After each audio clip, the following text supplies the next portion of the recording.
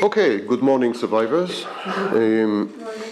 Last time, your representatives, because there were only two of you, your representatives, I gave them some optimistic news that only 1 in 3 people grow up especially in industrialized societies in the West, but not only, in China, in Egypt, in Israel. There are studies all over the world.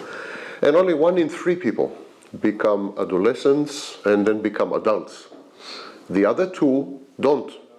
They remain stuck in early adolescence. So we live in a world where the majority of the population are adolescents, regardless of the age. These are the recent studies. And this is this is frightening news, I think. Yeah, it's pretty frightening. You are surrounded by adolescents age 40 and adolescents age 50 and adolescents age 60, and some of them are professors of psychology, and some of them are just professors, and some of them are politicians, and some of them are actors, and some of them, but there's no one you can trust, actually, because the majority of them are adolescents, and you're very likely to come across adolescents much more than across adults. How do we define the wisdom of maturity? What do we put into this formula when we decide that someone is mature or is not mature? We discussed adulthood in one of the earlier lectures when we were all much younger. But today I would like to discuss the wisdom of adulthood very briefly. I will just give you the formula, how to decide if someone you meet is a grown-up adult. So the first thing is, this kind of person has had critical life experiences. This is not someone who lived in the basement, his mother's basement, all the time, playing guitar, whatever it is that you're playing today, and playing video games. This is not a critical life experience, of course. So someone who has had a critical life experience. Anything could be a critical life experience. The death of a loved one, falling in love, having children, getting married, and happily getting divorced. So anything could be a critical life experience. And people who do not have a critical life experience are not wise. They're not wise, and they're not grown-ups, and they're not adults. Today, as I told you in a previous lecture, about 35% of people under the age of 35, that's the 35-35 rule, continue to live with their parents. 42% of adults are lifelong singles. And the majorities in some countries, for example, the northern part of Germany, big part of California and so on, already the majority are childless. They've made a choice to be without children. This is the world we live in. People are adolescents for life. They like to play video games, they like to travel, they like to drink, they like to have casual sex, and nothing's wrong with any of this. But this is the entertainment. This could not be life. This is the spice. This could not be the main dish.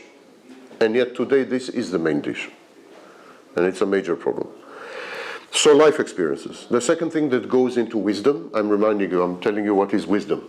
So the second thing is memories, having memories, but not memories in the passive sense, I remember, but reflecting on the memories, processing the memories, trying to make sense of the memories, trying to put the memories together in a narrative, trying to create a story of your life, that would make sense of who you are, where you're going, where you came from, and why you're doing what you're doing, if you're doing anything at all.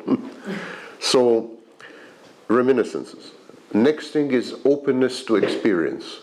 This is the formula that we use when we teach as to what constitutes a mature adult. Openness to experiences. Openness, by the way, is a factor in the theories of personality.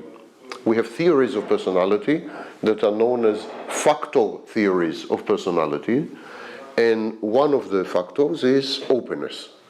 So openness to experience is very important. People who are closed, people who are defensive, people who think they know everything, there's nothing for them to learn, there are many such people. These kind of people are not open to experiences and cannot grow by definition. What is to grow up? To grow up is to experience conflict with reality. Reality is not pleasant. Reality is harsh. Reality is brutal. And coming across reality, conflicting with reality, friction with reality is what makes you grow up. So growing up is about losses. It's about losses and about mistakes. But losses first and foremost. We grow through losses. We love someone, we lose them. We break up with them, they die. Or we break up with them and we hope that they die. We lose money, we lose opportunities, we lose all the time. All of life is about losing. It's a mistake to think that life is about gaining or about making something or about. We grow through losses. So openness to experiences, even when the experiences are not pleasant, even when the experiences are sad, even when the experiences are depressive. Openness to these experiences is the only engine of growth. Next thing is emotional regulation. Now that sounds like majority of people are emotionally regulated. That is quite untrue. Emotional regulation means that you don't give in to your emotions. You don't surrender to your emotions. You don't let your emotions dictate to you how to behave. You don't let your emotions make decisions for you. You don't establish your choices based on emotions. We call this emotional thinking. So we avoid emotional thinking. Now there are mental health disorders, there are mental health issues, for example borderline personality disorder, where emotions are not regulated. This is known as emotional dysregulation, where any emotion overwhelms the individual. The individual drowns. The individual cannot cope with the emotion. The emotion destabilizes the individual. They lose control. They go crazy. So this is called emotional dysregulation, and it's a sign of immaturity or mental illness, dysfunction. So emotional regulation is very critical. But we are 8 people in this room. I would be surprised if one of us is emotionally regulated. I'll be very surprised. That would be a major statistical aberration. The last thing is that, the last 2 things actually. Sense of humor. Sense of humor is a major sign of maturity, which makes me a very mature person. A major sign of maturity. People who are immature are very defensive. If they have a sense of humor, it's sadistic. It's a sense of humor that is intended to hurt people. Or they laugh at other people's pain. They're sadistic. People who are immature, they are insecure. They know that they are immature, and so on. So they're insecure. They've had many failures. When you are insecure, you cannot laugh at yourself. Sense of humor, the first test, can you laugh at yourself? If you cannot laugh at yourself, you don't have a sense of humor. Never mind how many times you laugh, you don't have a sense of humor. That's the first test. So, sense of humor. And finally, creativity. Creativity is a key factor in wisdom and growth and growing up. Adults are creative. You could be creative in cooking, you can be creative in gardening, you can be creative in many ways. You don't need to write books or symphonies or whatever. Creativity is everywhere. It's an extensive property. We are creative in the way we solve problems, even tiny problems, small problems. We bring creativity to the table. But there are people who are rigid. They are not creative, so they follow established algorithms and procedures. They cannot think outside the box. And these people resemble robots, or, now you know that there are activities which are automatic. For example, driving.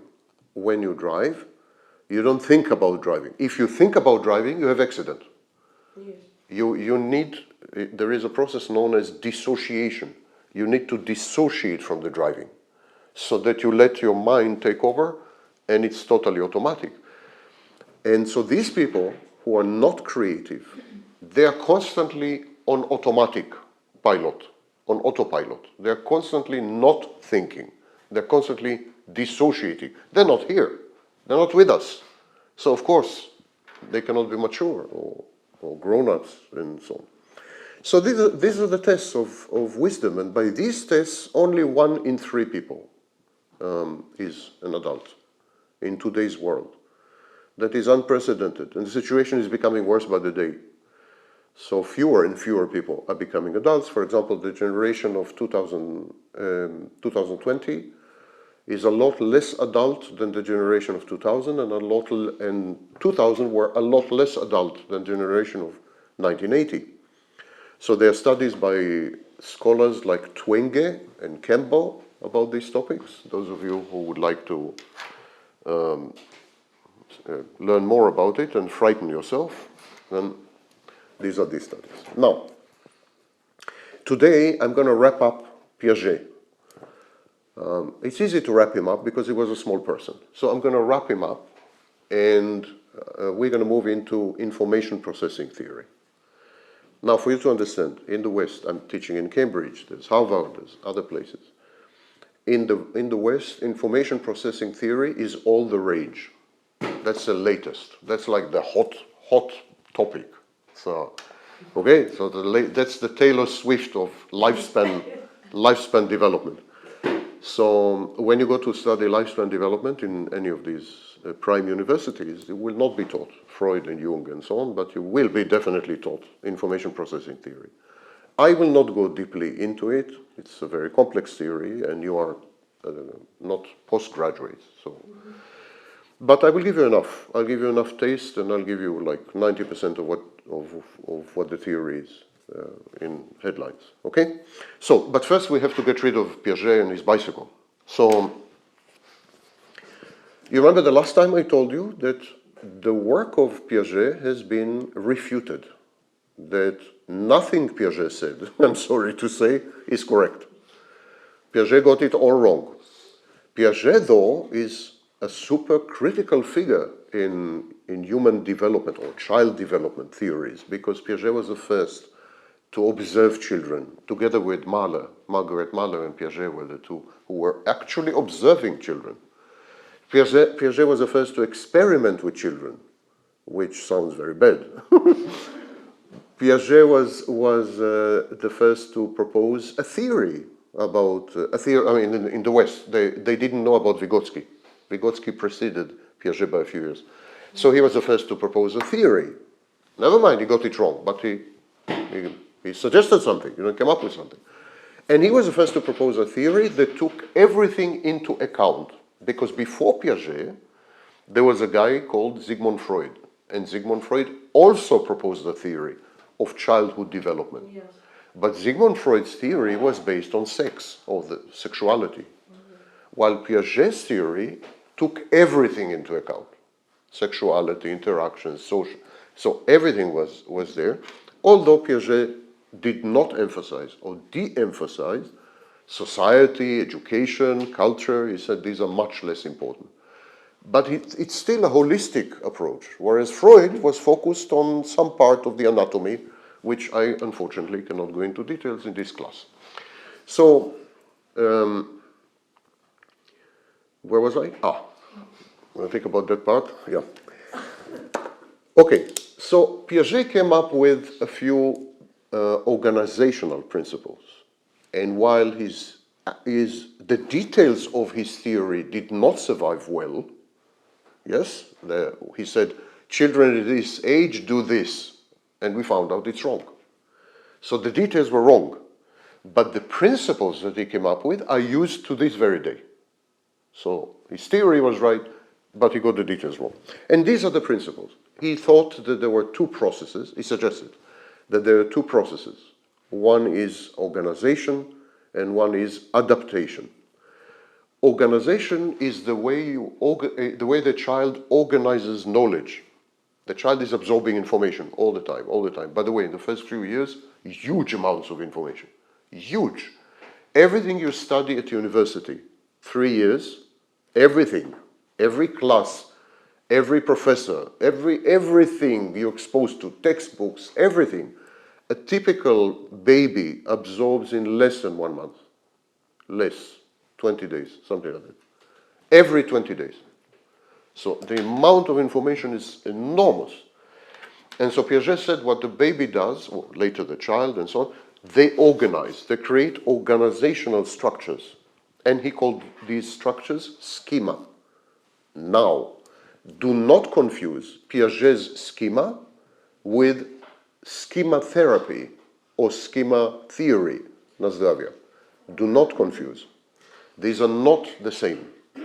In schema therapy and schema theory, a schema is a combination of beliefs, emotions, cognitions, memories, so it's all internal.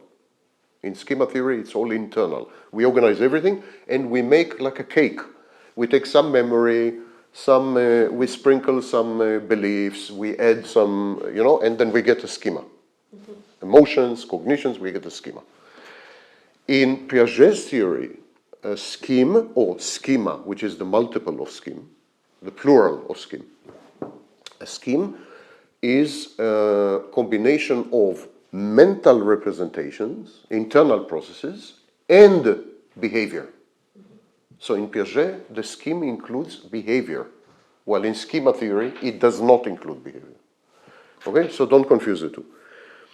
He said that we use schemes to, when I say sorry, not we, children. Children use schemes to organize behaviors, knowledge and behaviors together.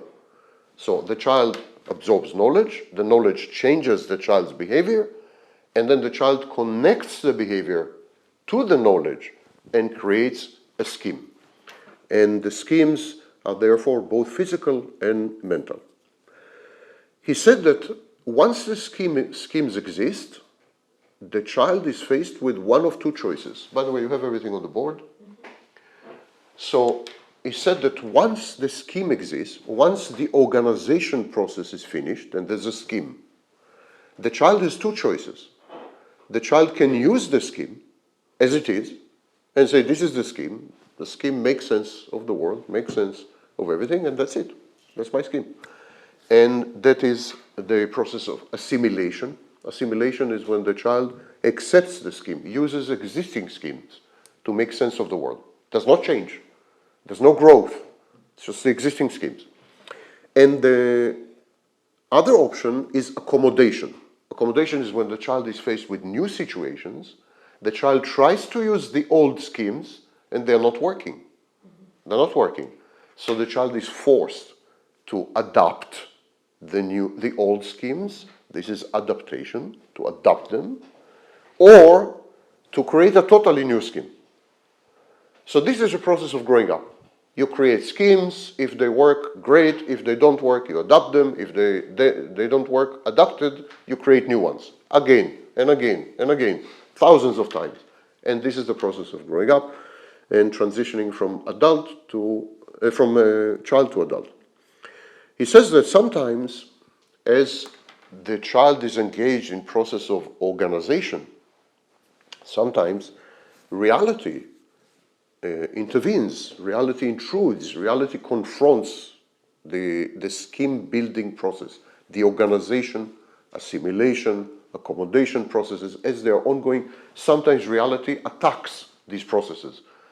There's new information, and this new information doesn't allow the child to adapt, to organize, the child is completely in a state of confusion and so on. At that point, there is something called disequilibrium. So this is the famous Piaget disequilibrium. And then what the child does is known as equilibration. Equilibration is when the child goes back completely, a process known as regression. The child regresses and starts from zero, basically. And that's a process of equilibration. So this is the general approach of Piaget. The child confronts information, the child organizes this information in a hierarchy, information, meta-information, meta-meta-information. This is done through schemes.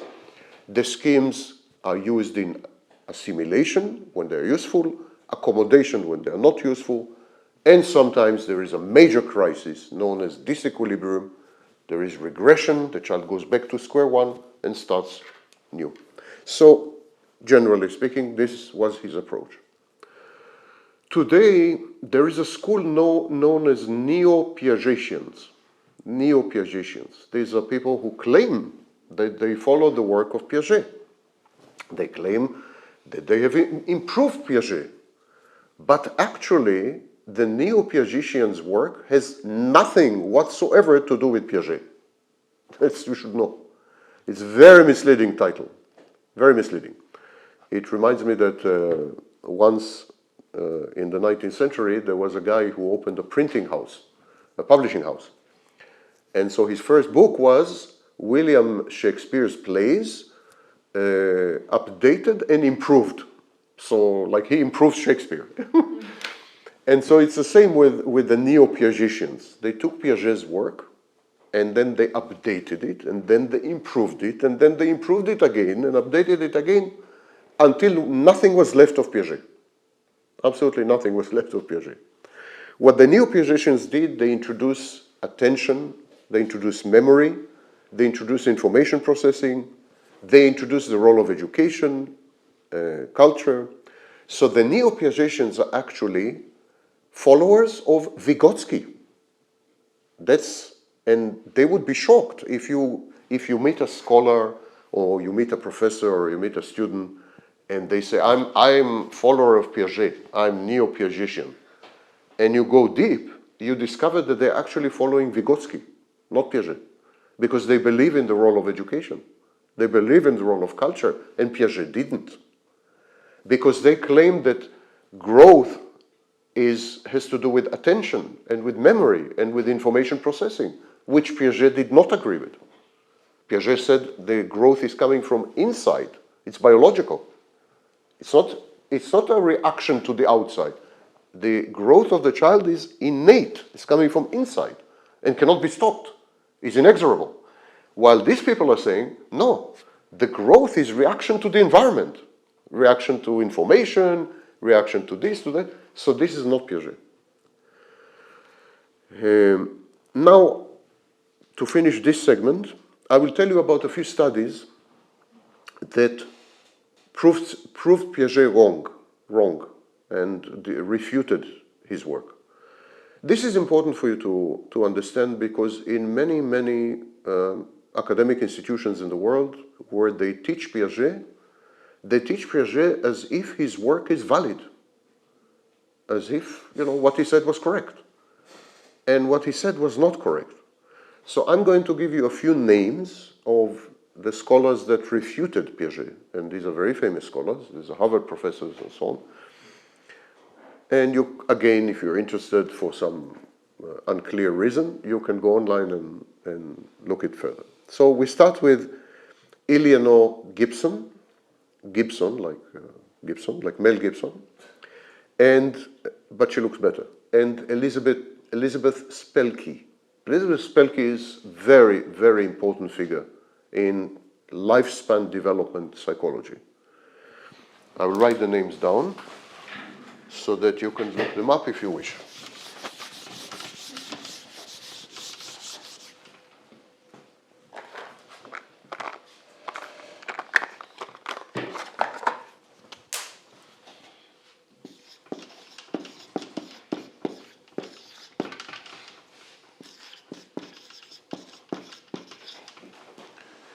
So Elizabeth Spelke and Eleanor Gibson said, let's test the theory of Piaget. And they started to work with infants. And they tested the perceptual abilities of infants, how infants are able to perceive things. Piaget said, for example, that the infant is able to focus only on one thing. Infants cannot focus on two things, a little like students. So they focus on one thing. The experiments by Gibson and Spelke proved that this is completely wrong. Infants can focus on two things at least. Even tiny infants, even like 6 months old, they're able to focus on two things, and they're even able to focus on two sensory inputs from different sources. Like they're able, a child, even tiny baby, they're able to focus on, for example, sound and a visual. So Piaget was definitely wrong about this. Now, this is a very critical component of Piaget's work, because Piaget's unimodal approach, Piaget said that only one source is at the foundation of Piaget's work. Without it, a lot of Piaget's work doesn't make sense. Another thing, there is another scholar. Her name is Bayajon, actually. Bayajon, she's Canadian, she works in America. And Piaget said that children perceive objects and the qualities or properties of objects only when they reach the age of 2, 3, and some properties when they are 4 or even 7. That's what Piaget said. Bayajon conducted a massive series of studies on children, on babies aged 3 months and 4 months. These are known as the Bayajon studies. And she succeeded to prove that babies aged 3 months and babies aged 4 months perceive objects perfectly. Piaget was wrong completely about this. The children perceive all the properties of objects. For example, the children aged 3 and 4, when you give them 2 objects, like that, they know that this object cannot penetrate the other object. When you give a child who is 1 month old or 2 months old 2 objects, the child will try to do this. He will try to push. But at 3 or 4 months old, the child already understands that you cannot put one object through another. This is known as object substantiality or object impermeability. And Piaget said that children understand this when they are 3 years old. And Bayajon proved that they understand it when they are 3 months old. Children understand that objects have boundaries. Babies aged 3 months, understand that objects have boundaries. The object stops here. Now this sounds funny to you, but actually newborns don't know where they stop and the world starts. They don't make this distinction. The newborn is merged or fused with the world, especially with mother. As far as the newborn is concerned, mother is the world, you know. So the newborn doesn't say, that's me, that's mommy, that's me, that's the world. There are no boundaries. But already at age 3 and 4 months old, babies realize, this is me and this is my thermos. They realize the distinction. Babies realize at this stage that objects are unitary, that objects are solid, that objects are separate, objects are permanent, da da da da da. So on that score, Piaget was very wrong, of course. But these are not minor issues. These are major issues in Piaget's work. And if they're wrong, then his entire stages theory is pretty wrong. Spelky, today we don't use Piaget today, I mean, in the universities that I mentioned, but we are, many more of us are using the work of Spelky, actually. So this Spelky is the new Piaget. So Spelky said that children are born with knowledge systems. They're born with templates. I will try to explain it to you by using a metaphor or a simile of a smartphone. The child is born the same way a smartphone is produced in the factory. Okay, so there's a smartphone, there's a child. Not every child is smart, but okay. So here we have, and now, she says, the smartphone or the child comes with inbuilt systems. There are systems ready to study language, ready to observe space, ready to count, ready to accept the existence of objects, ready. So all these are knowledge systems. These knowledge systems are actually the operating system of the smartphone. If you have an iPhone, your operating system would be iOS, and if you updated it recently, iOS 18. So the child is born with iOS, with an operating system. Now, if you just have a smartphone, and an operating system, there's nothing much you can do with a smartphone. But the operating system allows you to install apps. And that's what the child does. The child uses the knowledge system, which is like the operating system. Child uses the knowledge system to install apps. One app is language. One app is perception of space. One app is counting things. One app is solid objects. One app, these are all apps. These are all apps, and these apps allow the child to create a picture of the world, an image of the world. And even Spelke says that morality is such an app. We install an app based on the operating system. There is a famous experiment conducted by Spelke. It's called the helper puppet experiment. It's a very funny experiment. She tried to prove that babies are born with morality with a template to install morality, like operating system that allows to install morality. So she took babies and she showed them two puppets. One puppet was very nice puppet. It was helping other puppets. It was, kind puppet, people-pleasing puppet. And the other puppet was like me, vicious, sadistic, torturing you with unnecessary knowledge at 10:30 in the morning. Horrible person. So these were the two kinds of puppets. And then she left the puppets and she left the room. And the babies played with the helper puppet, with the nice puppet, 10 times more than with the bad puppet. And these were very young babies. So it's clear that the baby had a foundation for morality, good, evil, good, bad. And the baby definitely preferred good, not bad, which was an amazing experiment. So she showed babies are born with all this. There was another guy, Noam Chomsky, he's very famous. Chomsky suggested that babies are born with an engine, an application, a software to process language. He called it the universal grammar. And so babies are born with universal grammar, and then they use this to learn language. So the view today is that babies are born with potentials, with operating system. They're not a blank slate. They're not tabula rasa, which was the assumption of Piaget, actually. So babies are born with a lot, with quite a lot.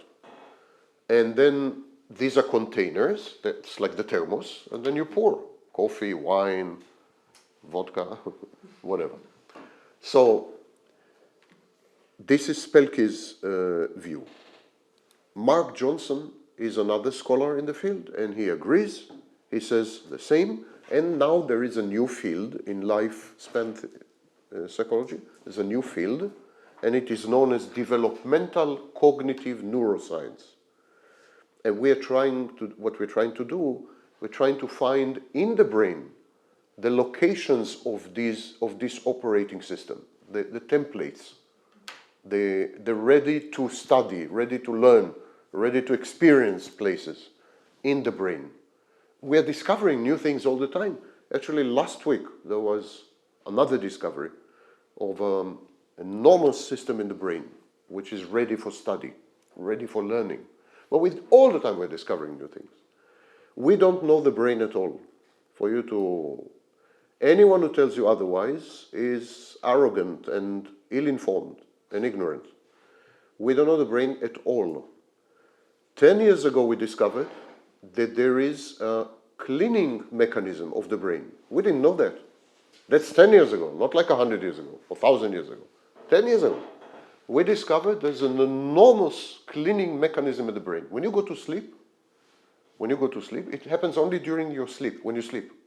When you go to sleep, there is a valve that opens between the spine, your spine, and the brain.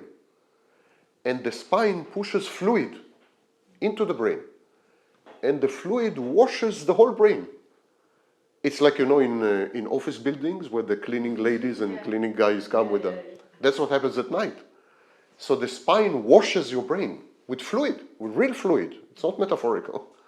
And the fluid with all the garbage and all the trash and everything comes back to the spine for processing. We didn't know that. We discovered that 10 years ago.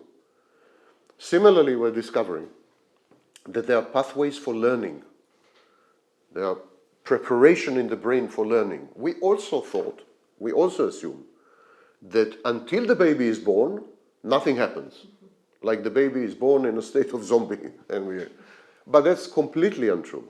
We know, for example, that babies are very reactive to language and music in the womb. We know that very early on, 3 or 4 months old, in the womb, 3 or 4 months old fetus or embryo, we know that there are definite reactions to specific stimuli. For example, if you decide that the baby's name is going to be Sam, that's me, then when you say Sam, the baby reacts. He jumps. So the baby identifies its name.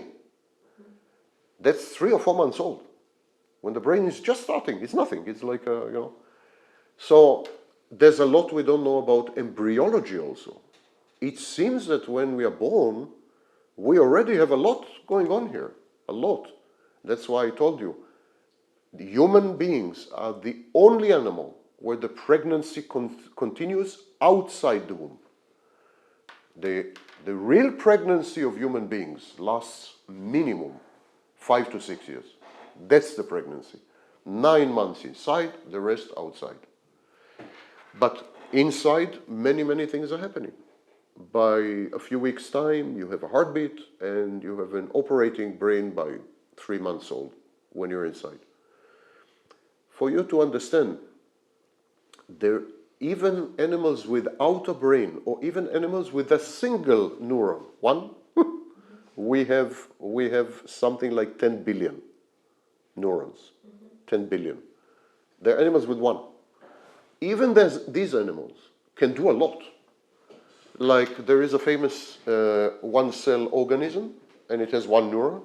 This one-cell organism, when it comes across an obstacle, it kind of drifts in the water. When it comes across an obstacle, it stops, tuck, tuck, tuck, and then it changes, it goes. That's one neuron. And this, it's reacting to light, it's reacting to temperature, it's reacting to viscosity, it's amazing. All this with one neuron, you know? Have you ever seen a cockroach? Cockroaches are amazing animals. They are the most amazing animals ever. Like if I had a pet, it would be a cockroach. No, sorry, okay. Not to go too far. But they're amazing animals. They are the most amazing animals. Trust me. A cockroach can compress its body by 70%. Cockroaches are stunning.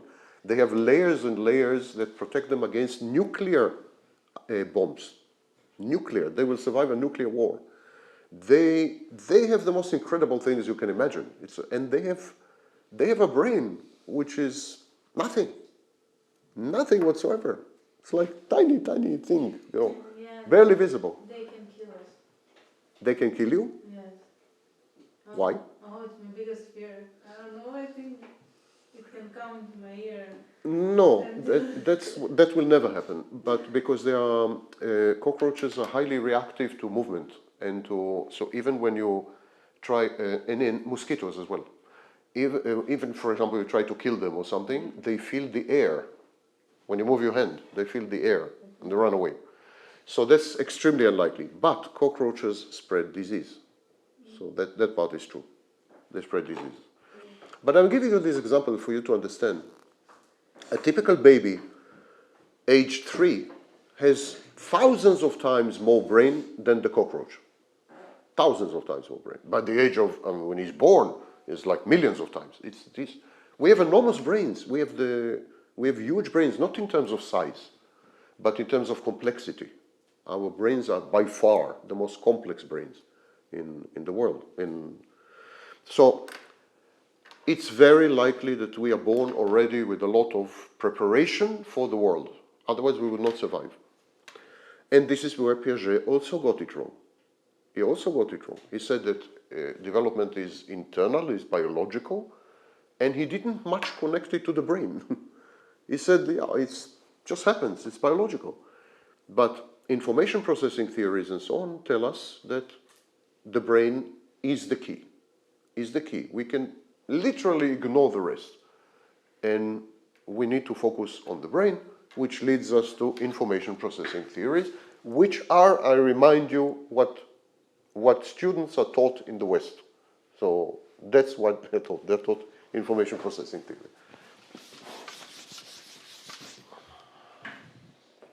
Those of you who would like to, maybe,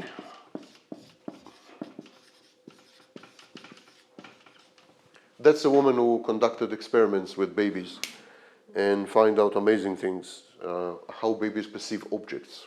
Yeah? So, let me know when I can delete Baillargeon.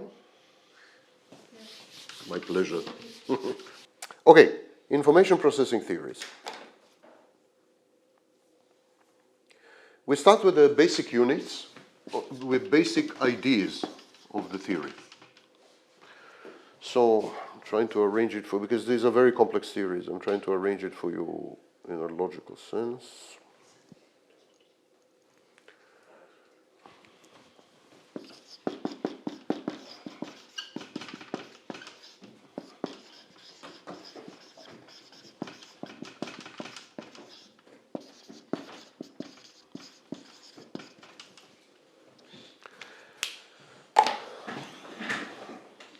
Each of these thinkers, Husserl, Piaget, Vygotsky, each of them had another magic solution to explaining growth.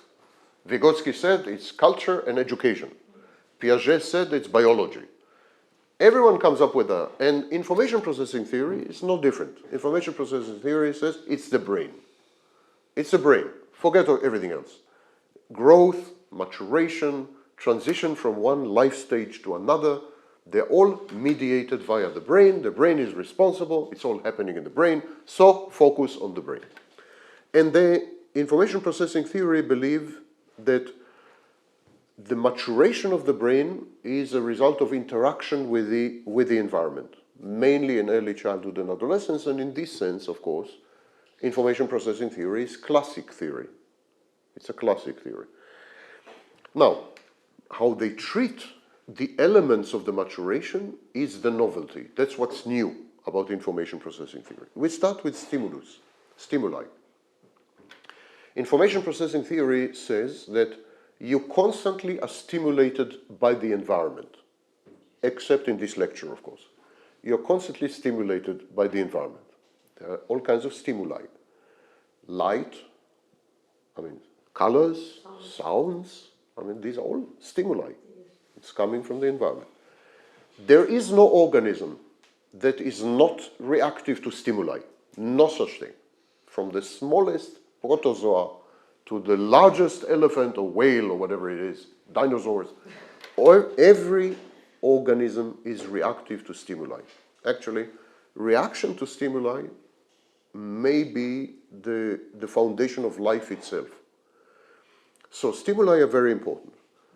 But forget now information processing theory, although what I'm about to tell you is part of information processing theory. Let's talk logically. What's the first thing you have to do when you have a stimulus? You, as an organism. What's the first thing you have to do? You have a stimulus. You have... Pay attention. Yes, you have to notice it. Yes. If you don't notice the stimulus, in some cases, it will have no effect on you. That's the first point where I disagree with information processing theory. Information processing theory says for a stimulus to have impact on you, it needs to be noticed. There I disagree.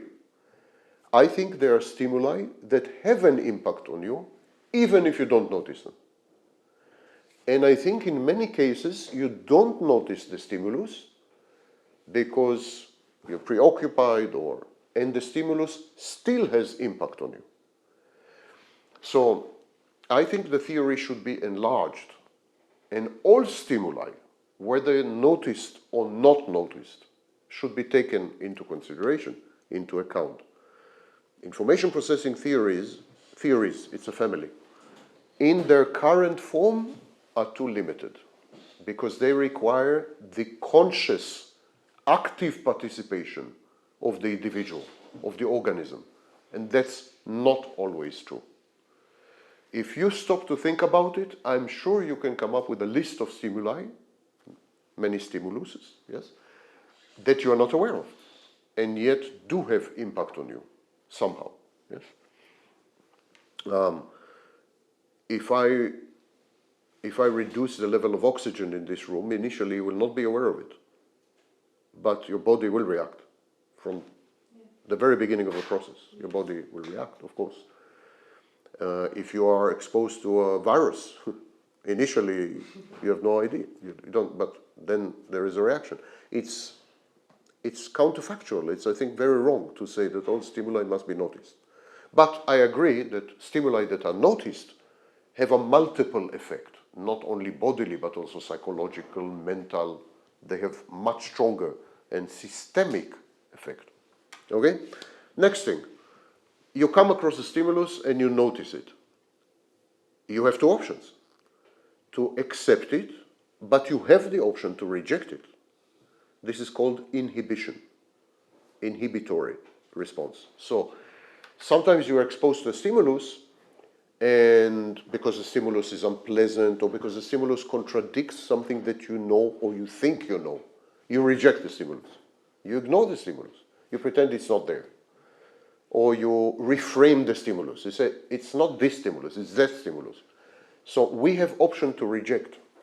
So now we have two conditions. We need to notice the stimulus, and then we need to accept the stimulus. We need to embrace it. The next condition is we need to encode it. Once you notice the stimulus and you accept it, you need to remember it. You need to remember it, or you need to relate to it, or you need to interact with it, you need to do something with it, yeah? It's not just something passive. So you need to encode it. How do we encode it? We encode it in neural networks. Do you know what is memory in the brain? Do you know what it looks like? You do realize that memory is a physical thing. In the brain, every time you're exposed to a new stimulus, accept it and remember it, the brain creates two things. It creates special proteins. These proteins are specific to the memory that you created, and it creates a special pathway. It connects neurons in a specific way, and that is your memory, the combination of the neural pathway and the proteins. So this is encoding, where the stimulus is encoding. You could have semantic encoding, visual encoding, auditory encoding. There are many types of encoding, verbal, otherwise, but there is no situation that you notice the stimulus, you accept the stimulus, and your brain doesn't react. No such thing. Even the act of noticing and the act of accepting affect the brain. So what information processing theory says is that it's probably wrong to create well-defined stages. Like the child between 0 and 2 is doing this, and then between 3 and 5 is doing this. They said this is completely wrong. It's a fluid situation. It's like a river. All the time things are happening. All the time you're exposed to stimuli. All the time you're creating memories. So all the time something is happening. You can't cut it artificially up to here, up to there. They say it's a completely wrong approach.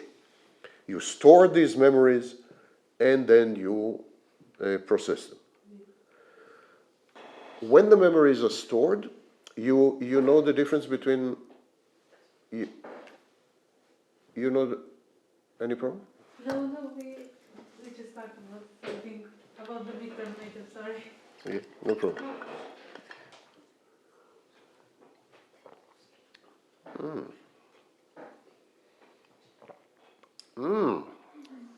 That's a stimulus I'm not going to reject. Is it a Turkish coffee? Turkish coffee? No, I'm too old for that. No. So, let's talk a bit about memory.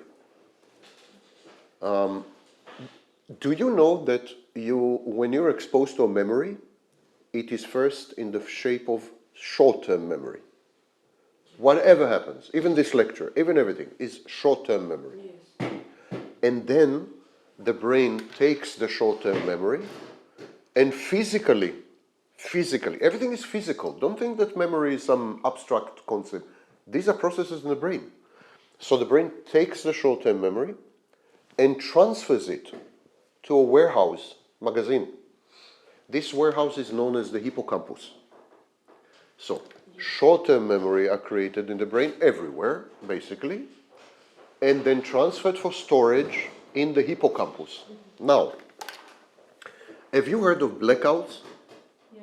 Yes, Brownouts, blackouts? It's when you drink a lot. yes. Not a lot, by the way. It's common mistake. It's not the quantity of alcohol that creates a blackout.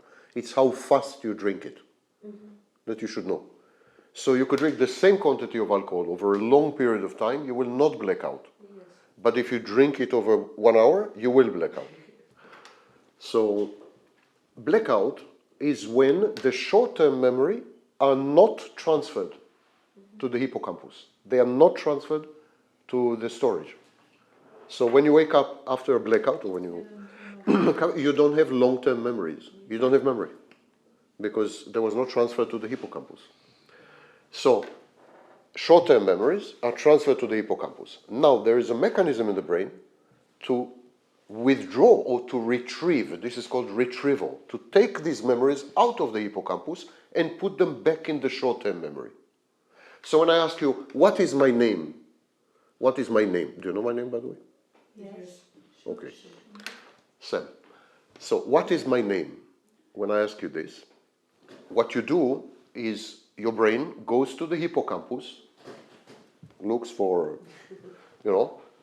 old professors of psychology. Wait a minute. Yeah. Then you take out the folder with old professors of psychology. You opened it, billion, Sam. And you take this and you transfer it to the short-term memory.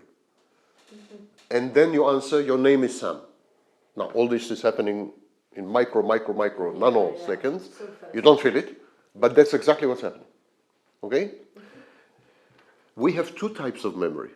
We have semantic memory and episodic memory, which gives me an opportunity to get up, stretch my bones, and write on the board my favorite activity, semantic and episodic.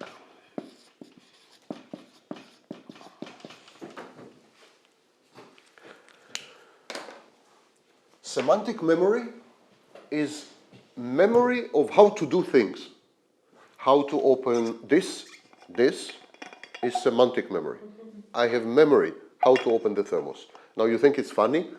There are diseases, physical diseases of the brain, where people forget how to open the thermos.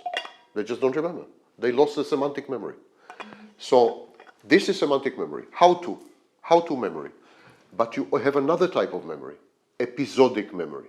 Episodic memory is your personal history, your autobiography, what happened to you, your experiences. I was in a class with this guy, he was talking, I got bored, I surfed the internet. This is episodic memory. Now, don't confuse semantic and episodic memory. There are disorders, mental health disorders, where people have huge semantic memory. They are very qualified, they're skilled, they're educated, they're amazing, but they have very poor episodic memory. They don't remember many events in their lives. They don't remember many events in their lives, and so on. So, for example, we have this problem with borderline personality disorder, with narcissistic personality disorder, with some psychotic disorders, with dissociative identity disorder, which used to be known as multiple personality disorder, and so on. So there's no connection between the two types. Actually, there have been cases, documented cases, where people were injured in the brain, lost their episodic memory completely. They had what we call retrograde amnesia. They forgot who they are. They simply forgot who they are. They didn't know their names. This kind of person didn't know his name, didn't know where he lives, didn't know if he was married or not married, which is the happy part, and so on and so forth. So this kind of person had no episodic memory, but the same person was able to play the piano without any problem. Yes. We see this also in Alzheimer's and dementia. where a lot of the semantic memory is preserved actually. So these people know how to clean the house, for example, or lie in bed or whatever, but the episodic memory is gone completely. And people with dementia and Alzheimer don't remember the names, don't remember their loved ones. All the episodic memory is gone. Okay, so these are the two types of memories. They are both stored in the hippocampus, and there is a retrieval system. Back to short term, after you finish, I asked you what's my name. You took me out of your hippocampus to your short term. After you're finished with this, you answered me, you put it back in the hippocampus. It's a beautiful system, actually. But it also explains growth. It also explains how we become adolescents and how we become then adults and so on.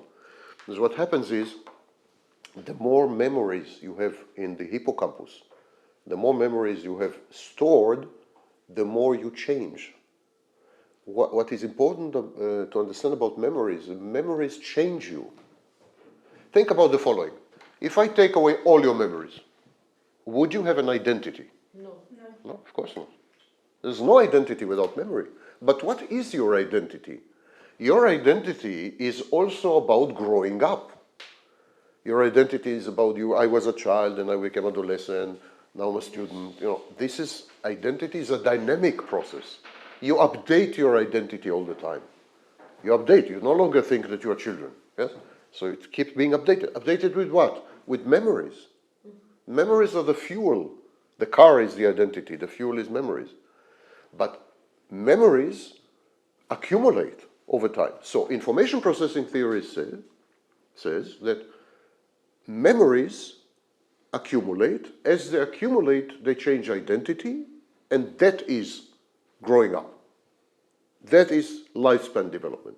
And because it is a continuous process, not incremental, not regimented, but continuous, growth is lifelong and is continuous.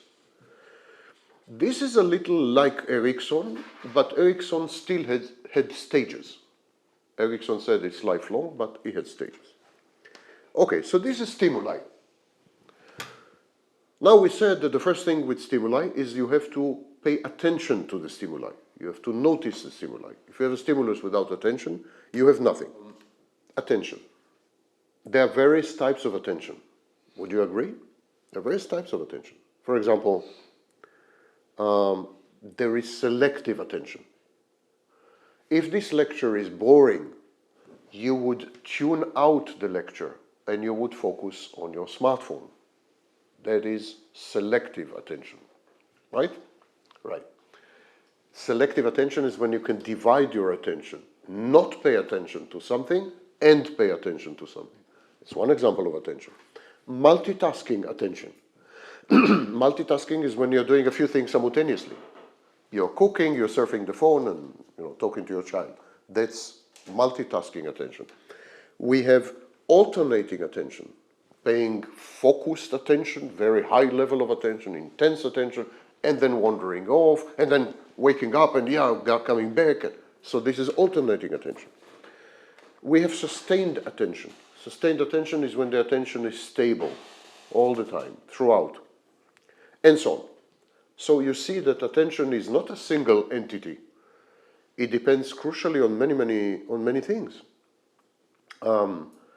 We discovered that attention, for example, the capacity to, or the types of attention and the capacity to pay attention, they depend on temperament. Attention depends on temperament, on character, on personality. Now you've all heard, I assume, of attention deficit. Attention deficit hyperactivity disorder, ADHD, ADD. Yeah. There's a big debate if there is such a thing at all. Quite a big debate, but the pharmaceutical companies are making a lot of money on it, so I think it will be difficult to argue. But it's clear that some children are capable of focusing. They're capable to focus. Some children cannot focus. Some children have hyperfocus. Hyperfocus is when you focus on a single thing and you cannot focus on other things. You've heard of autistic children? Yes. Autism? In autism, there's hyperfocus. The autistic child focuses on a single thing, a small detail, goes very deep, and becomes compulsive, obsessive, cannot let go, is fixated, but does not pay attention to anything else. This is a form of hyperfocus. So there are many, many things that are influenced by temperament, character, and personality. Why is this important? Because the personality evolves. Personality is a process. You develop it. It grows with you. It's not static. You're not the same person that you were 5 years ago, I hope. You're not the same person. So your personality changes all the time. If your personality changes all the time, your capacity for attention changes all the time.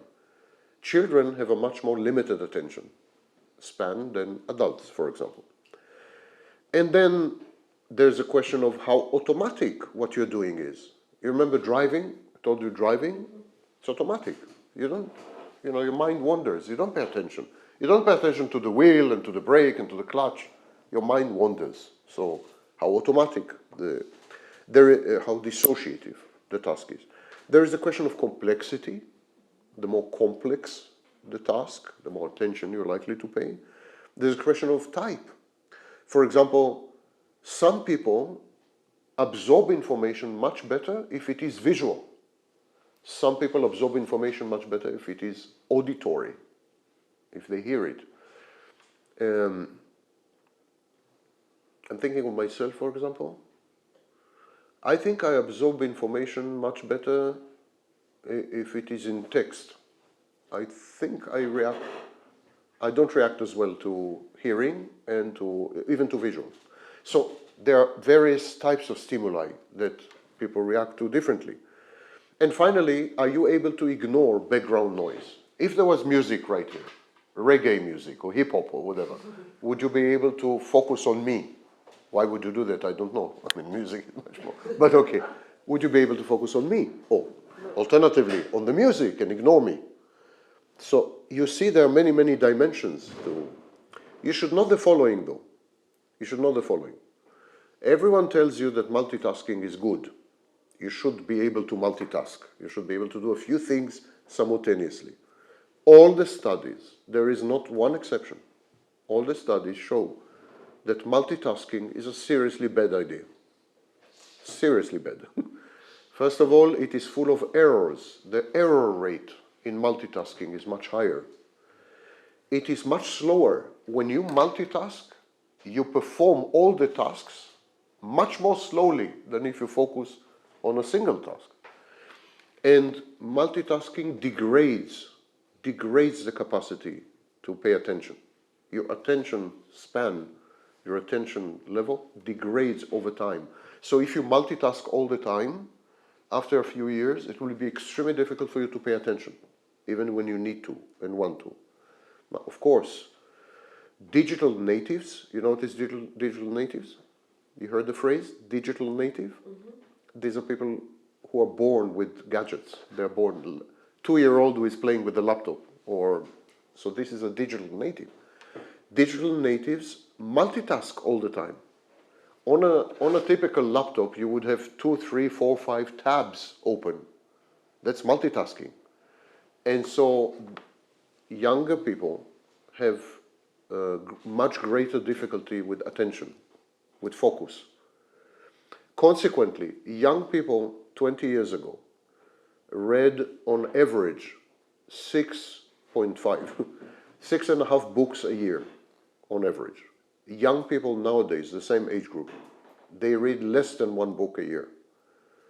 And one of the main reasons, they cannot focus, they cannot concentrate. There's serious problem with the ability to concentrate after exposure to multitasking, as you know personally probably. Okay, so this is attention, stimuli and attention. And now when you pay attention to stimuli, what you do is you create information. We understand that. You do? Yeah, the stimuli, for example. Yes. We understand. Yes. Yeah, you make sense of it, you mean. Yes. Yeah, you make sense of it. So you create information. By the way, you should distinguish information from knowledge. Information is raw, surovina, is raw material. When you organize the information, it becomes knowledge. That's why there is a big debate if what you have on Wikipedia is knowledge. It's probably more information, not so much knowledge. You need to come to the information with some framework. If you don't come to the information with framework, it will never become knowledge. I can tell you now 100 facts in physics, 100, and you will memorize these facts. You will remember all 100 facts.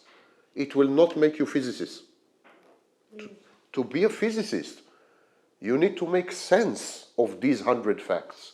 You need to organize them so that they interact with each other and create knowledge. So there is, in today's world, we are exposed to information, but not to knowledge. We don't have context, we don't have frameworks, we don't have theories, it's a big problem. Anyhow, oops, what have I done? Right. So, stimuli plus attention equals information and memory. When we have information, we put it in our minds, it becomes memory. Let's talk a bit about information. And there is this acronym. There is this acronym in information processing theory. What do you do with information? You perceive it. Yes?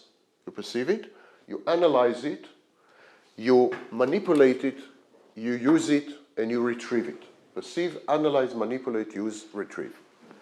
In information processing theory, this process of PAMOR, this process of interacting with information, is growth.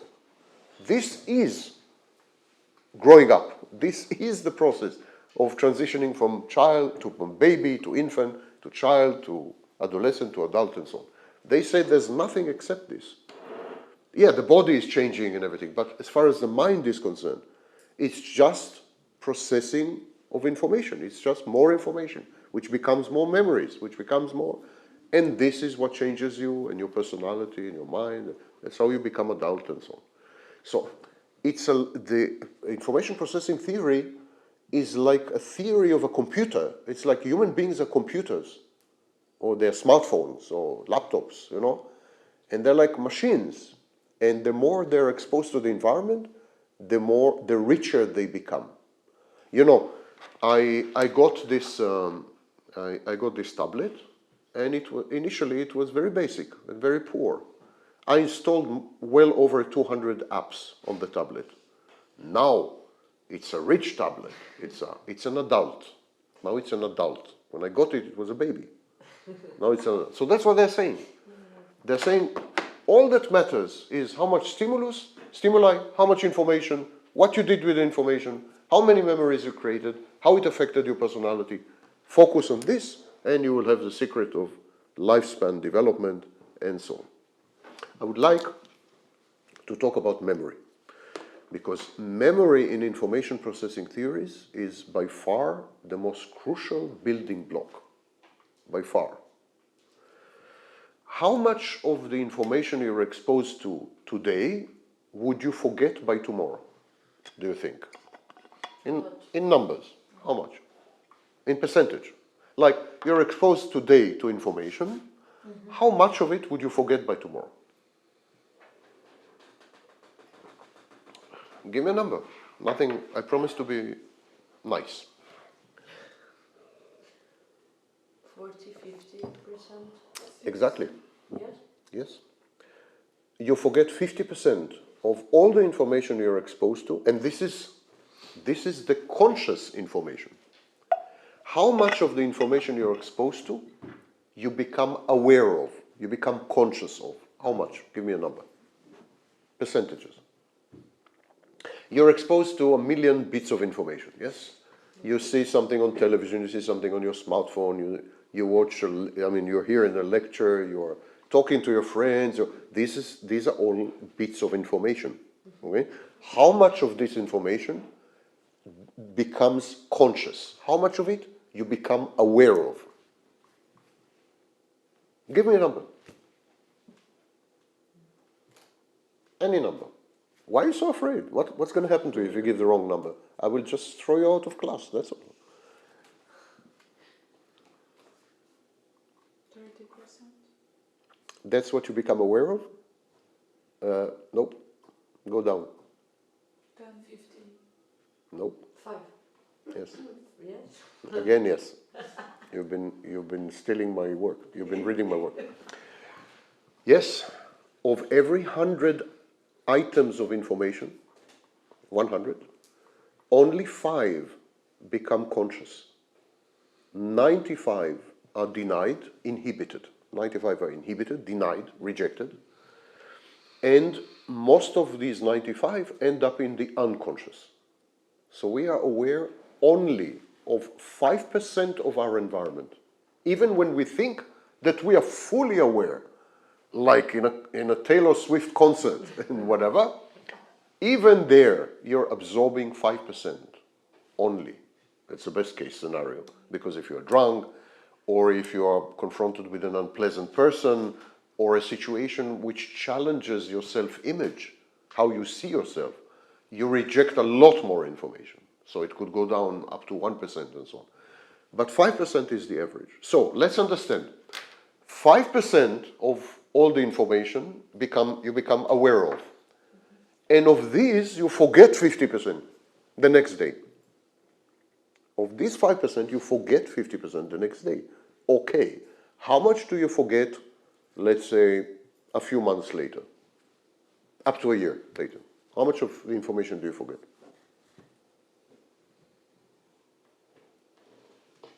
Again, you can all guess. Nothing will happen to you, I promise. Give a guess. It's a number. How much of all the information you're exposed to do you think you forget within 1 year? But I mean forget, like you have no access. Never happened. It cannot be revived, retrieved, nothing. Like nothing ever happened. How much do you think? 1 year. 60%. You're a very, very optimistic person. 90. 90. 90. So, this is a graph, a famous graph of memory, discovered, by the way, 120 years ago. So, you're exposed to information on a typical day. 95% of it, you deny, you reject. It goes to the unconscious. You have no access to it. You never heard of it. Not processed. Nothing. Nada. Okay? 95%.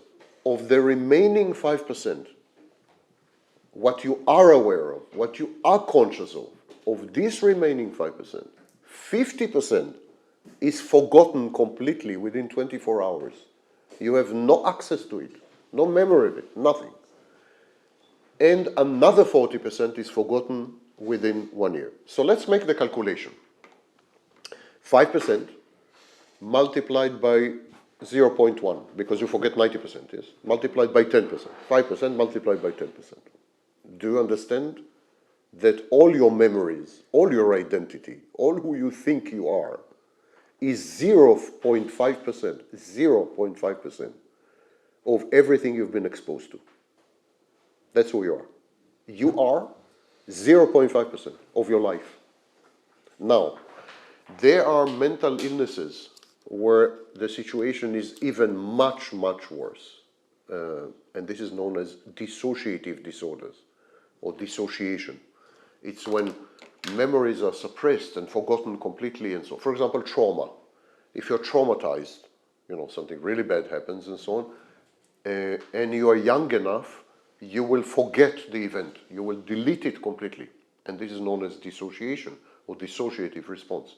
And it's very common in some mental illnesses, such as borderline personality disorder. So these people, they don't remember 0.5% of their lives. You remember 0.5%, assuming you're mentally healthy. Yeah? You remember 0.5%. These people remember like 0.01%, or like they vanish. They're gone. There's nobody there. Indeed, we say that these people at the core have an emptiness. We use the word emptiness. It's called the empty schizoid core. They have an emptiness, a black hole. There's nobody there. So Memory, as you are beginning to see, memory is super crucial because even the little that you have defines who you are, and without it, you cannot grow because it's a foundation. If you have no memory, you have no identity. No identity, what is there to grow? What will evolve if there's no identity? So memory is very crucial. And that's why I would like to dedicate what's left to memory, to discuss memory within information processing theory, because there are other theories of memory. There are amazing experiments with memory. I will tell you about one of them. It has nothing to do with information processing theory, but it's nice to get to know other fields in psychology. So, there was one very famous experiment about memories.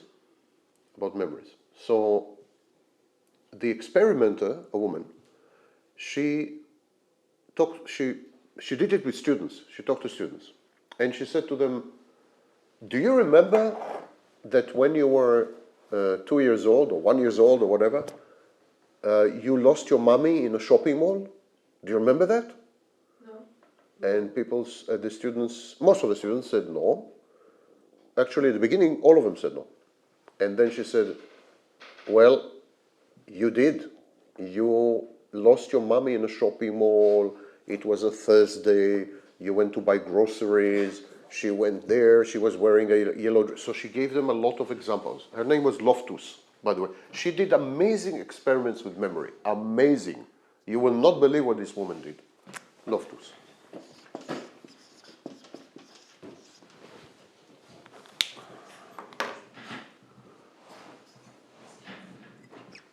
Oh, I thought you wanted to to be the camera. Oh. I thought Marian resigned finally. There's a limit to every suffering, huh? So she told them this story. You were lost, and she gave them many details and so on. Okay.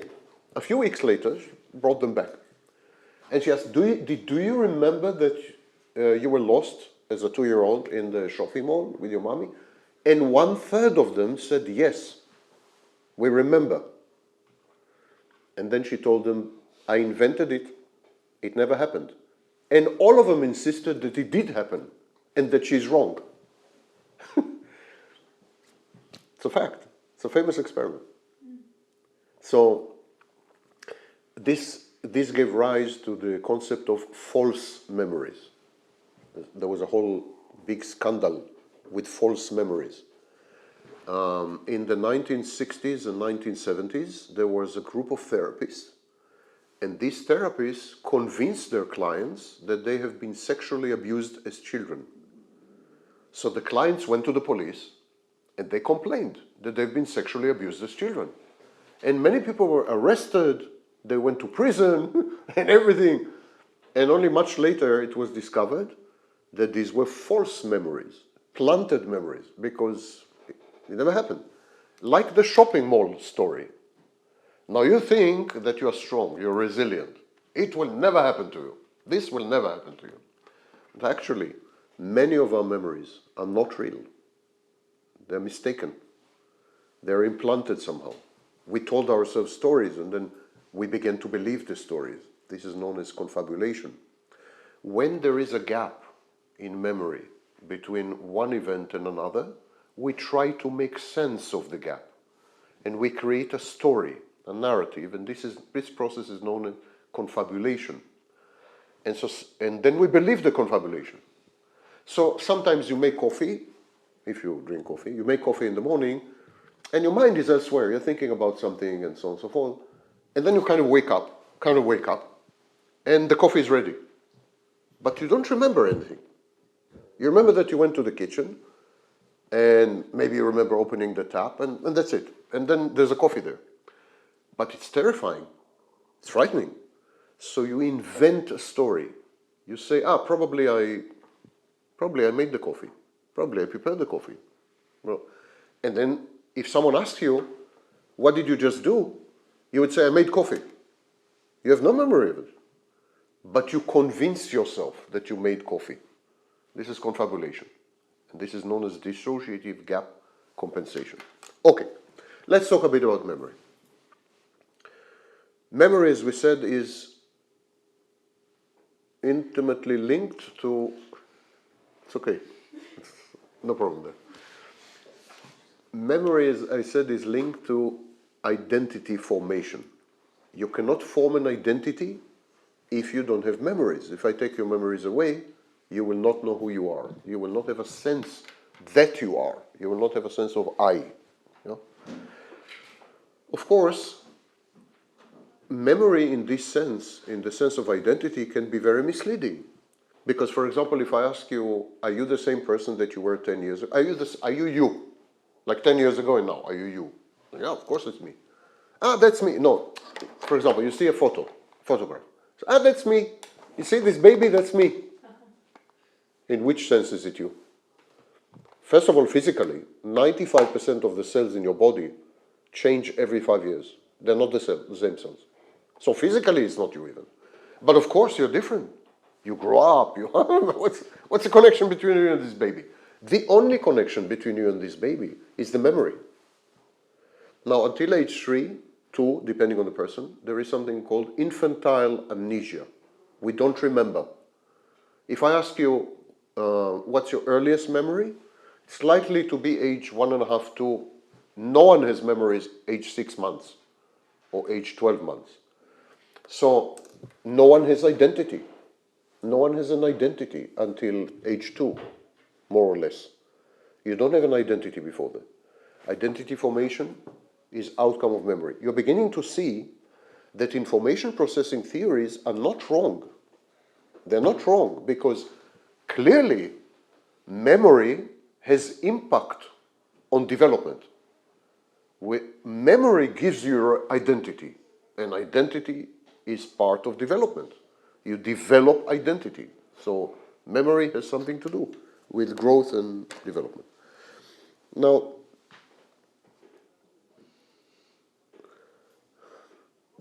memory is an important part of learning, of course. So another element in growing up, in transitioning from child to adolescent, adolescent to adult, is that you are learning. You're not only learning skills. Skills are very important, how to write, how to read, how to pretend that you're listening to the lecture. These are important skills. But you're learning many, many other things. For example, you are learning who you are. You are learning how to relate to other people. This is known as social script. You're learning all the time. All the time you're learning. Can there be learning without memory? Of course not. There's no learning without memory. But can you grow up and develop without learning? You cannot grow up and develop without learning. And there's no learning without memory. You're beginning to see that information processing theory is very right, or partly right at least, because they say what the brain processes, and what becomes memory and knowledge, these are critical for growth and development, because without them, you will not have identity. Without them, you will not learn.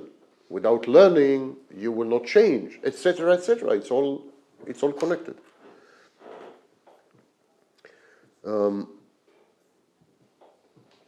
Just let me see, some of the things here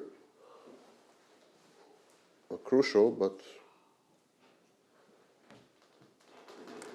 I'll read to you a text, a segment from an important text in information processing theory. And this is what the author has to say. As mentioned when discussing the development of infant senses, within the first few weeks of birth, infants recognize their caregivers by face, voice, and smell. Sensory and caregiver memories are apparent in the first month. Motor memories by 3 months. And then at about 9 months, more complex memories, including language. There is agreement that memory is fragile in the first months of life, but that improves with age. Repeated sensations and brain maturation are required in order to process and recall events. Infants remember things that happened weeks and months ago, although they most likely will not remember it decades later. From the cognitive perspective, this has been explained by the idea that the lack of linguistic skills of babies and toddlers limit their ability to mentally represent events, thereby reducing their ability to encode memory. Moreover, even if infants do form such early memories, older children and adults may not be able to access them because they may be employing very different, more linguistically based retrieval cues than infants use when forming this memory. Now, allow me to translate this into language, into English. What the author is saying, basically, is that even very, very, very young babies, 2 months old, 3 months old, and so on, they already form memories. This is based on experiments. This is not speculation. They conducted experiments. I mentioned Bayer-John, but there were many others. So they form memories. They even form complex memories. And babies are able to recall the memory a few months later. Now that's not surprising. We know, for example, that animals, when we teach animals to find food in a maze, in a labyrinth, you know, the animal has to go like that, like that, like that, like that. At the end, there's food. So this kind of animal, a few weeks later, the animal will remember the path. It will not again try, but it will go directly to the food. So memory is a very powerful thing, even in very basic animals like mice or rats. It's very powerful thing. And animals maintain memory for weeks. Same with babies. Babies are able to maintain memories for weeks and so on. But what the author says, we cannot access these memories. The baby creates the memories, everything, and after that, they're gone somewhere, they're stored somewhere. We cannot access them, we cannot retrieve them, we cannot, and the author asks why. Why the memories when you're 6 months old, or the memories when you're 1 year old? Why can't you remember them now? What's the difference? You remember what happened yesterday? Well, most of you. You remember what happened yesterday? Why don't you remember what happened when you were 6 months old? And he suggests that the reason is language. He says the memories of children, babies, are pre-verbal. They don't involve language, while the memories after that involve language. So, what's the difference? The difference is that language allows you to encode, to create what Piaget called operations. Memories allow you to create mental representation in your mind. Let's understand this concept because it is a very crucial concept for growth and development in general, even as adults, not only as children, not only as adolescents. In all stages of life, if you don't have good language skills, you will have memory problems, identity problems, and you will not be able to grow. Language is crucial to memory. Memory is crucial to growth. Okay, so let's talk a bit about pre-verbal. When the baby creates a memory, baby is confronted with mother, and mother smiles at the baby. Okay? If she's a good mother. And if your baby is not ugly. So, most babies are ugly. So, mother smiles at baby. Baby at that moment creates a memory. Again, remember, all organisms react to stimuli, period. So baby creates in its brain a memory trace, creates something. But there is no representation of mommy. There's nothing in the child's brain that says, this is mother, mother is smiling. This is mother, mother is smiling, is not about mother. It's about language. It's a way to create an internal mother, an introject. So the language allows the baby to represent the world, allows the child, to represent the world. Babies don't have language, so they cannot represent the world. They can just interact with the world, but not represent it. Let me give you an example. If I were to show you on this beautiful television, big, If I were to show you a movie in my language, Hebrew, you would, of course, be stimulated by the visuals and the sounds, but you will not be able to use language to create a mental representation of the movie, because you will not understand one word of what's happening and whatever, and you are much more likely to forget the movie, consequently. Much more likely, or at least the movie will have no impact on you. Will not be part of your identity, will not drive your growth, will not change your mind, will not make you think, nothing. There will be zero impact. In the absence of language, there is no representation of the outside world inside your mind. Now, we are coming to the really frightening part. We all live under the illusion, we're all under the illusion that we're interacting with the outside world. I'm looking at Marian, Marian is looking at his camera is looking at me. We're all looking at each other, and we think that we are interacting with the world out there. We don't. We are not interacting with the world out there. Stimuli that are coming from the world are translated into sensory inputs, auditory inputs, visual inputs, and so on. These are electrochemical signals. So number one, whatever information is coming from the world into your eyes, into your ears, is converted into electrobiochemical signals, is converted into a language. Electrobiochemical signals are signals. They're not reality. When I look at Marian, Marian triggers in me electrobiochemical signals. You didn't know that, Marian? I know. Yeah, see? He triggers in me I am converting Marian, which is not easy, but I'm converting him into a set of signals. These are symbols. This is not reality. Wait a minute, that's not the end. These electrobiochemical signals, they travel. They travel to the brain. So in the eye, you have the optic nerve. This is the eye, you have an optic nerve. The nerve goes into the brain. The signals go through the optic nerve to the brain.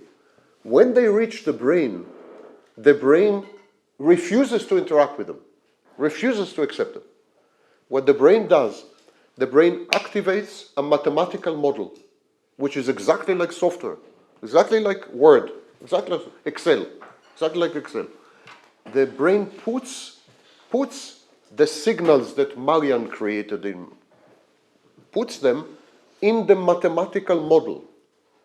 The mathematical model recreates Marian in my mind. And it is what I experience is not Marian.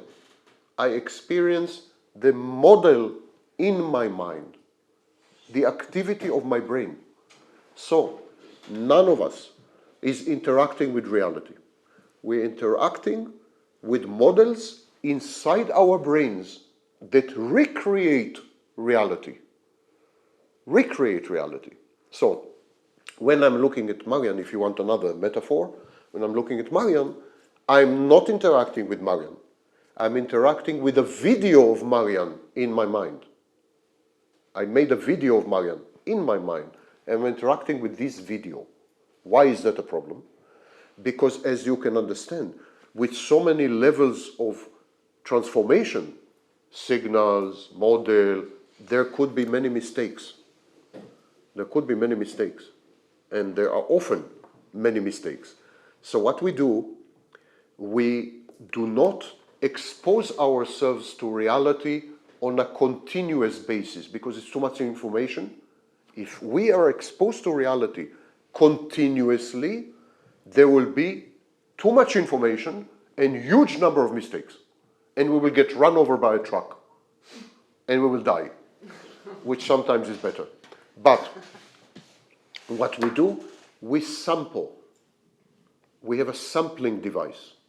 So for example, our eyes sample the environment 24 to 30 times a second. We do not see a continuous, for example, if Marian is moving his hands, I am not seeing Marian moving his hands. I am sampling. I have 30 photos, 30 stills, and I animate them in the mathematical model.